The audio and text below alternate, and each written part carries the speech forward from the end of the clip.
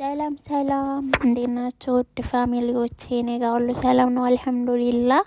አዲስ ጀማሪ ነኝ፣ አበረታቱኝ። ሼር፣ ሰብስክራይብ፣ ላይክ በማድረግ ማለት ነው።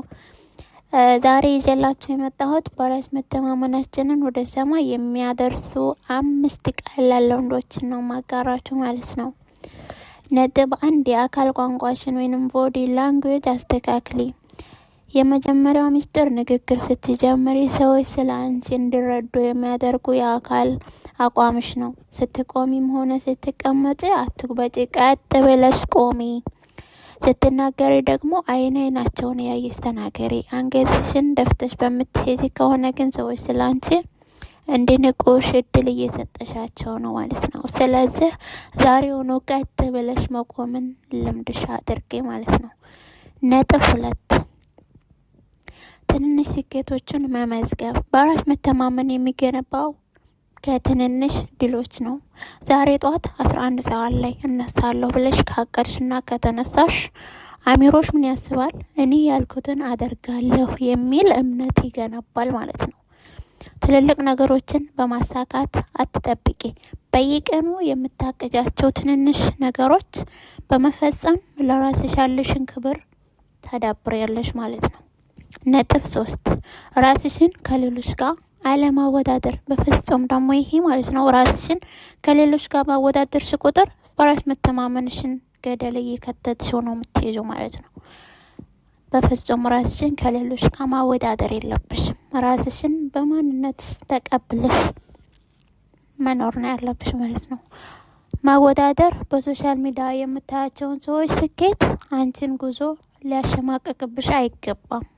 አንቺ መወዳደር ያለብሽ ከትናንቱ ማንነትሽ ጋር ብቻ ነው ማለት ነው።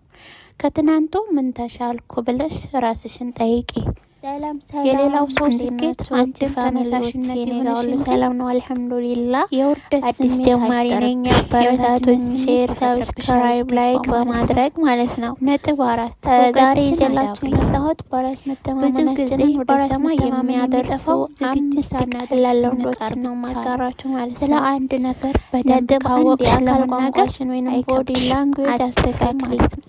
የመጀመሪያው ሚስጥር ንግግር ስትጀምሪ ሰዎች ስለ አንቺ እንዲረዱ የሚያደርጉ የአካል አቋምሽ ደግሞ ስትቆሚም በራስ ስትቀመጪ አትጉበጪ፣ ቀጥ ብለሽ ቆሚ። ስትናገሪ ደግሞ አይናቸውን ያየሽ ተናገሪ። ወሬ ቀይሽን ደፍተሽ በምትሄጂ ከሆነ ግን ሰዎች ስለ አንቺ እንዲንቁሽ እድል እየሰጠሽ ለራስሽ እኔ ጎበዝ፣ ስለዚህ ዛሬውኑ ይሄን ብለሽ መቆም ልምድሽ አድርጌ ማለት ነው። ሲኖርሽ ነጥብ 2 የሚገባ ይህን ስኬቶችን መመዝገብ። በራስ መተማመን የሚገነባው የውስጣዊ ትንንሽ ድሎች ነው። ዛሬ ጧት 11 ሰዓት ላይ እነሳለሁ ብለሽ ካቀድሽና ከተነሳሽ አሚሮሽ ምን ያስባል? እኔ ያልኩትን አደርጋለሁ የሚል እምነት ይገነባል። በውልደት የሚገኝ ሳይሆን ትልልቅ ነገሮችን በማሳካት አትጠብቂ። በየቀኑ የምታቀጃቸው ትንንሽ ነገሮች በመፈጸም ለራስሽ ያለሽን ክብር ኮሜንት ላይ ያሳውቁኝ ማለት ነው። ነጥብ ወይንም ደግሞ በራስሽን ከርዕስ ጋር አለማወዳደር። በፍጹም ደግሞ ይጻፉልኝ። ራስሽን ከወደዳችሁት ጋር ማወዳደር ሼር፣ ሰብስክራይብ፣ መተማመንሽ ገደል እየከተትሽ ነው የምትይዙ ማለት ነው። አብሬያችሁ የቆየው ፍጹም ራስሽን ከሌሎች ጋር ማወዳደር። ሰላም ራስሽ። በቀጣይ ቪዲዮ እስከምንቀበልሽ መልካም ጊዜ መኖር ያለብሽ ማለት ነው። ማወዳደር በሶሻል ሚዲያ የምታያቸውን ሰዎች ስኬት አንቺን ጉዞ ሊያሸማቅቅብሽ አይገባም። አንቺ መወዳደር ያለብሽ ከትናንቱ ማንነትሽ ጋር ብቻ ነው ማለት ነው። ከትናንቱ ምን ተሻልኩ ብለሽ ራስሽን ጠይቂ።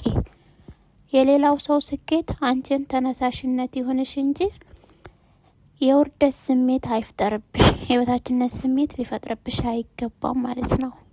ነጥብ 4 እውቀትሽን አዳብሪ። ብዙ ጊዜ በራስ መተማመን የሚጠፋው ዝግጅት ሳናደርግ ስንቀር ብቻ ነው። ስለ አንድ ነገር በደንብ ካወቅሽ ለመናገር አይከብድሽም፣ አትፍሪም ማለት ነው። መጽሐፍ አንብቢ፣ አዳዲስ ክህሎቶችን ተማሪ። እውቀት ድፍረት ይሰጣል። ድፍረት ደግሞ ምን ይሰጠናል? በራስ መተማመናችንን ያዳብርልናል ማለት ነው። ነጥብ 5 ለራስሽ የምትነግሪው ወሬ ቀይሪ። በመጨረሻ ምንም ሰው ካንቺ በላይ ሊያምንሽ አይችልም ማለት ነው። ለራስሽ እኔ ጎበዝ ነኝ፣ እኔ እችላለሁ፣ ይሄንን መስራት እችላለሁ። በቃ ድፍረት ሲኖርሽ ይሄ ለራስሽ የሚገባ ይህንን ስራ በሚገባ አወጣዋለሁ ብለሽ ንገሪው። የውስጣዊ ንግግርሽ ሰልፍ ቶክ ካልተስተካከለ የውጩ ዓለም ጫና በቀላሉ ይጥልሻል ማለት ነው። ማጠቃለያ ቤተሰቦቼ፣ በራስ መተማመን በውልደት የሚገኝ ሳይሆን በየቀኑ የምንለማመደው ጡንቻ ነው።